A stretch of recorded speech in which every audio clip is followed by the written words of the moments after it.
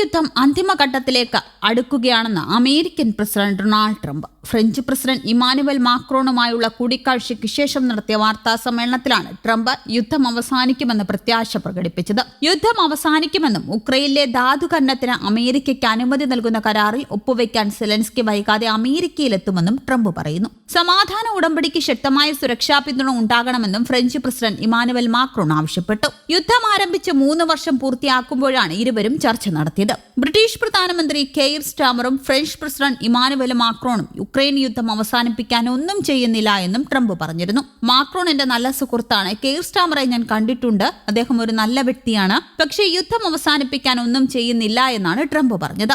Ukraine president Volodymyr സെലൻസ്കിയും ട്രംപും തമ്മിൽ ഭിന്നത രൂക്ഷമായ സാഹചര്യത്തിലാണ് ഇത്തരമൊരു കൂടിക്കാഴ്ച തീരുമാനിച്ചത്. യുദ്ധം അവസാനിപ്പിക്കുന്നതിൽ സെലൻസ്കിക്ക് പങ്കുണ്ടെന്ന് കരുതുന്നില്ലെന്നും സെലൻസ്കി ചർച്ചകളിൽ പങ്കെടുക്കുന്നത് പ്രാധാന്യമുള്ള കാര്യമല്ലെന്നും ട്രംപ് നേരത്തെ പറഞ്ഞിരുന്നു. നേരത്തെ റഷ്യ ഉക്രൈൻ യുദ്ധം അവസാനിപ്പിക്കാനുള്ള സമാധാന ചർച്ചകൾക്ക് നേതൃത്വം നൽകാനുള്ള അമേരിക്കയുടെ ഏകപക്ഷീയ നീക്കത്തിൽ പ്രതിഷേധം പരസ്യമാക്കി യൂറോപ്യൻ രാജ്യങ്ങൾ രംഗത്തെത്തിയിരുന്നു. അമേരിക്കയുടെ ഏകപക്ഷീയമായ നീക്കത്തെ വിമർശിച്ച യൂറോപ്യൻ രാജ്യങ്ങളിലെ നേതാക്കൾ വിഷയം ചർച്ച ചെയ്യാൻ പാരീസിൽ പ്രധാന യൂറോപ്യൻ രാജ്യങ്ങളുടെ അടിയന്തര യോഗം ചേരാനടക്കം തീരുമാനിക്കുകയും ചെയ്തു. France, Germany, Italy, England, Poland രാജ്യങ്ങളെല്ലാം തന്നെ അമേരിക്കയുടെ ഏകപക്ഷീയ നീക്കത്തിൽ കടുത്ത പ്രതിഷേധം വ്യക്തമാക്കിയിട്ടുമുണ്ട്. ഇതിന് പിന്നാലെയാണ് യൂറോപ്യൻ നേതാക്കൾ ചർച്ചയ്ക്കായി കൂട്ടത്തോടെ വൈറ്റ് ഹൌസിലേക്ക് എത്തുന്നത്. അതിനിടെ റഷ്യ ഉക്രൈൻ യുദ്ധം അവസാനിപ്പിക്കുന്നതിന്റെ ഭാഗമായി ഇരു രാജ്യങ്ങളും യുദ്ധ തടവുകാരെ കൈമാറണമെന്ന നിർദ്ദേശം മുന്നോട്ട് വെച്ച് ഉക്രൈൻ പ്രസിഡന്റ് വൊളോഡിമിർ സെലൻസ്കി എല്ലാ ഉക്രൈൻ തടവുകാരെയും റഷ്യ മോചിപ്പിക്കണമെന്നും സമാനമായ രീതിയിൽ തടവുകാരെ മോചിപ്പിക്കാൻ ഉക്രൈൻ തയ്യാറാണെന്നും സെലൻസ്കി പറഞ്ഞു. റഷ്യൻ അധിനിവേശത്തിന്റെ 3ാം വാർഷികത്തോടനുബന്ധിച്ച് കീവിൽ നടന്ന ഒരു ഉച്ചകോടിയെ അഭിസംബോധന ചെയ്തുകൊണ്ട്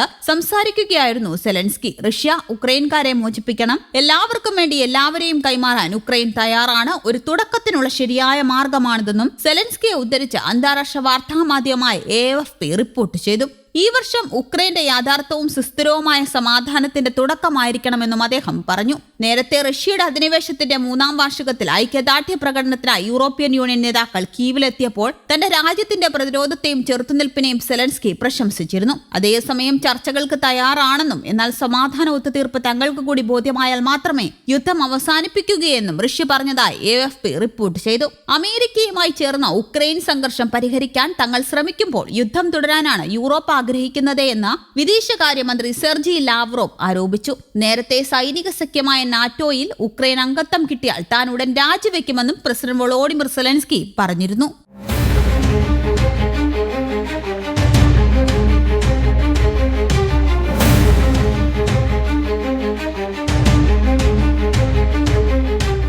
ന്യൂസ് ഡെസ്ക് കേരള കൗമുദി.